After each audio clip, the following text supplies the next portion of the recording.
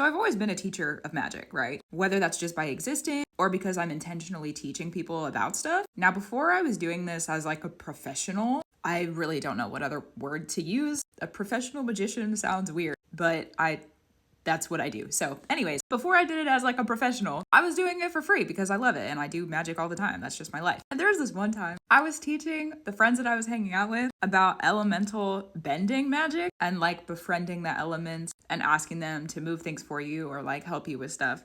And I won't ever forget. I taught them about it and then they were putting it into application and there was this litter. It was trash, okay? But it was over on the other side. We were at a skate park. It was over on the other side of the skate park. And the person that I was with 2 people, but one of the people I was with, oh my goodness, the wind picked up and like took the trash, what it is, as it was. And I remember him being so shooketh, so shocked. He was like, did I do that? Yeah, you did. Good job. Yeah, you did. Good job. Like, good for you. And I'm sitting here remembering that story. Oh, wow. Because there was another time that both of those people were sitting like this frog on some mushrooms, all right? Yeah. And I walked into the room that everyone was sitting in and they looked at me and I'm a witch, okay? My image changes. You see me in the spirit, I look a little different than what I look like up here in the physical. As most practitioners do. That's just magic. Okay, going on though. They looked at me and they looked at each other. They were like, do you see that? And the other guy just nodded. He was like, yeah, I see it. And then they both at the same time looked back at me. I forget sometimes. I forget. I just forget sometimes that I'm a magical creature, being, witch, priestess, person, so many different names, who just walks around the world and practices what they practice, and people get to witness it, and people get to see it, and people get to learn from it or benefit from it or whatever, okay? Whatever. I just exist and it happens. But younger me, I don't think understood how actually powerful they were. So I share this story with you because let yourself do what you need to do. Sure, was I practicing magic kind of recklessly at one point in my life? Was I practicing magic kind of recklessly that got me into a lot of trouble at one point in my life? For sure. But I had to learn. And if you're going to be in a practice, you got to learn. You've just got to do it. That's what it is. And I didn't really have anyone like teaching me or leading me for a really long time. I went through different programs of study and like that's great. And I'm really grateful for those different programs and paths of studies. But ultimately, like you are going to be the roots of your practice. No matter where you come from or who you are, like you are what roots your practice to the earth. Congratulations, you are an ancestor. Like, that's what it is. Good job being alive. Congrats. That's awesome. Yeah. But everybody learns differently. And I've realized recently that there's so many new practitioners who follow me on this account and on my blog and on my YouTube and people who've been having sessions with me recently. Like there's just so many new practitioners, new faces, new places, new practices that are like really coming through right now in the previous like year and a half, 6 months to a year, about that time. Really, since Saturn has been in Pisces. Okay, shout out. I love astrology. So let yourself learn. Magic is an inherently dangerous thing. So, take precautions as you need to.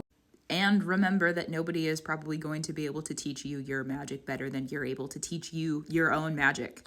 Literally ever. You can look at other people and learn from other people and understand the different tools and offerings and wisdoms that they bring through. There's a reason we exist on this earth together, That's true. But when it comes to your magic and what your gifts are and how you sit in the spirit and how you keep order for yourself and how you cast those spells and create your workings and your weavings and all that good stuff, okay? You're going to be the one who is able to understand it better than literally anybody else. And your practice is going to look different than probably everybody else's practice. Sure, there are like traditions and orders that are very specific for a reason because spiritual law exists. Yeah.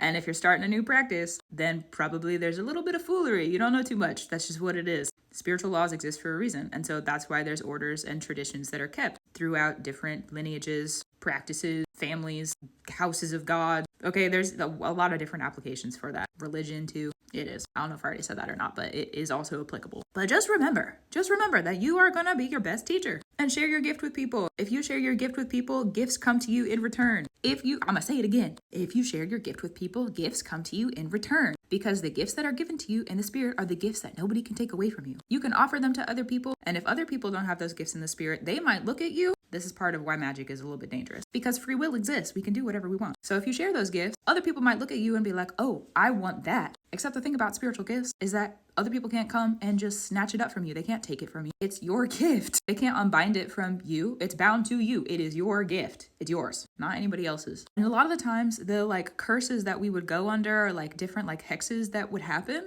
are because people want those gifts for themselves. And so rather than us sitting with our gift, they somehow are asking for that gift to sit with them. But it's your gift. Call it back, you know? True. So be your best teacher. Be your teacher. Be the reacher that you need. Be the person who's really going to support you. And remember that magic is inherently a dangerous thing to do. And take precautions as you need to. That's true. Anyways, I was just thinking about that previous experience with those people, and about like me teaching them magic before I was doing this on like a professional level. Start somewhere. Magic is weird, dude. I didn't really start from books when I started practicing. I was studying different like number systems, numerology. Like I was studying, I was meditating a lot, you know, I was doing the thing. But when it comes to certain kinds of magic that I don't really talk about on the internet, but it's like natural born inherent gifts, which is why I don't talk about it on the internet, because what did I just say about people seeing gifts and wanting them for themselves? All right, keep some stuff secret. That's true. So I don't talk about a lot of that kind of stuff on the internet. However, you're going to be the one who's able to teach you the best for you with what your gifts are. That's true. So keep up your brew. Keep doing what you need to do. Let the ancestral inheritances that benefit you come through with all the transits that we're under that are ancestrally influenced right now. Congrats on being alive. Let yourself arrive at the destination that you want to get to while we're going through this great time of transition in the current months of really hard astrological placements. True. Gratitude, reverence, and love to you. And I'll talk to you soon.